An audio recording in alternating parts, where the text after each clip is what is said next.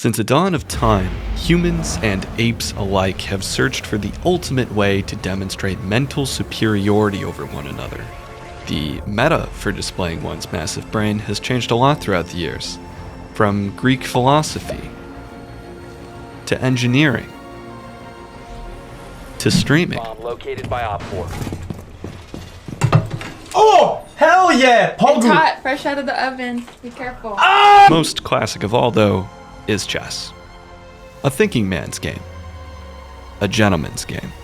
But, chess was just too easy. It was a baby game for 300 IQ galaxy brain gamers like myself. So, something more was needed. Something a little more intellectual for the distinguished gentleman. Now this is a true test of one's intelligence. That and of one's capacity for aneurysms. There's a lot to unpack in this video, but don't worry, I, zombieassaultman, trustworthy internet stupid man, am here to enlighten you on... Obviously, 5D chess bodies traditional chess without question, right? But what even is it? First, the name, 5D chess. If we define traditional chess as being a two-dimensional game, up or down being the first dimension, and left or right being the second, then 5D chess adds two more dimensions. Backward or forward time travel in the same timeline, and back and forth hopping through parallel universes. Now you've confused me almost immediately, and you promised me you weren't going to do that. Stop acting like you know the way ahead, like you know the rules. There are no rules, man. We're lost. The rules, when broken down, can be understood by even the greatest of apes. Trust me, I would know. Let's start with the board itself. Instead of boring, ancient chess where you only play on one board, 5D chess dares to be bold by letting you play on as many boards as you want, all at the same time in the same game. It works like this. As each player's turn completes, that turn's future then becomes the present, and the current timeline now shifts to the right. In other words, the board progressing directly from left to right can be seen as a traditional game of chess.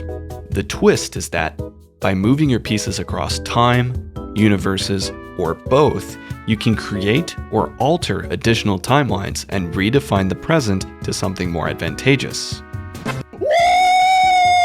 Timelines, which are shown as individual rows of boards, split off from each other as you move pieces back and forth in time to another universe where that move was played. As timelines are created, the present will shift to the oldest active board in play.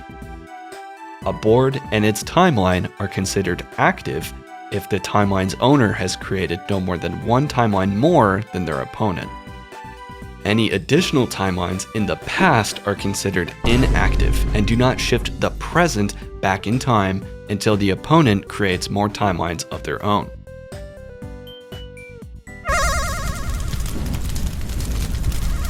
On any given player's turn, it is required for that player to advance all of their available boards in the present. Any available boards in the past or future can be optionally advanced, but the game is only decided by the status of the present. For example, checking your opponent in the future does not require an immediate response from them because the present has yet to catch up to the future. Therefore, a possible response to being checked in the present is to send a piece to the past and create a new timeline, shifting the present back in time. The game will only end once a player has been placed in checkmate during the present. What the hell is this? As before, you retain the same win condition found in traditional chess. Checkmate the enemy's king by maneuvering your 6 different pieces. The pawns, knights, bishops, rooks, the king, and the queen. Common king, royal queen, princess, Oh no! brawn, unicorn, dragon. So how do these pieces travel across 4 dimensions? Take the pawn. Traditionally, pawns can only move one space towards your opponent. 2 spaces if that pawn hasn't moved yet, and can attack 1 space diagonally towards your opponent. In other words, a pawn moves in 1 dimension and attacks in 2 dimensions. Now, think of the boards from before as a board. So now, not only can a pawn move upwards on that traditional board, but it can also move upwards across timelines. How the hell does that even work? Remember, a traditional game of chess operates in 2 dimensions, vertically and horizontally across that board. 4-dimensional chess essentially treats every board as a space on an infinitely large board. Let's call this the gigaboard, meaning a piece on the gigaboard can travel vertically across dimensions and horizontally across timelines.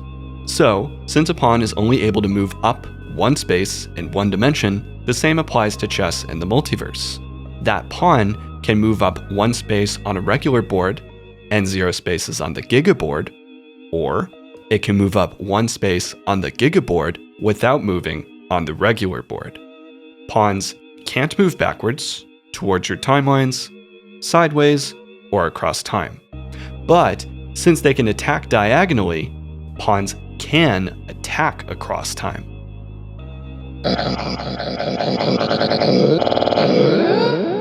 Okay, that was a lot of information. Deep breath.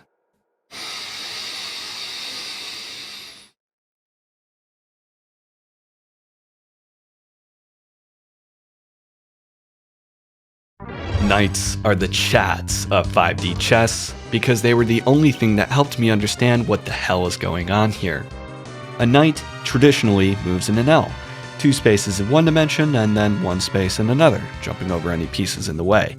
Similarly, a knight can move 2 spaces across 1 dimension of either the regular board or the gigaboard, and then 1 space across another dimension of either board. Since all 4 dimensions are treated equally, they become interchangeable, which allows the truly fucked stuff to come out. Also, Knights created this exquisite sentence. The knight may travel over void space to another timeline. Rooks can move infinitely across any 1 dimension. Straight lines only. Nice and simple, and great for trolling. No. What the fuck?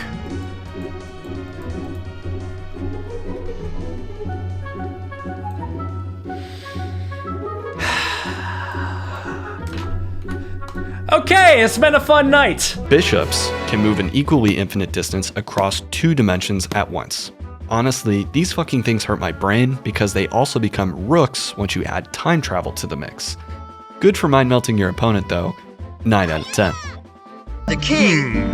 How can we help? This one can only move 1 space octolinearly, but this does allow it a lot more freedom with time travel than a pawn has. You can even make it impossible for your opponent to win on a given board by just yeeting your king to another one. Just be careful not to go crazy with this, or else you may find yourself in greater trouble.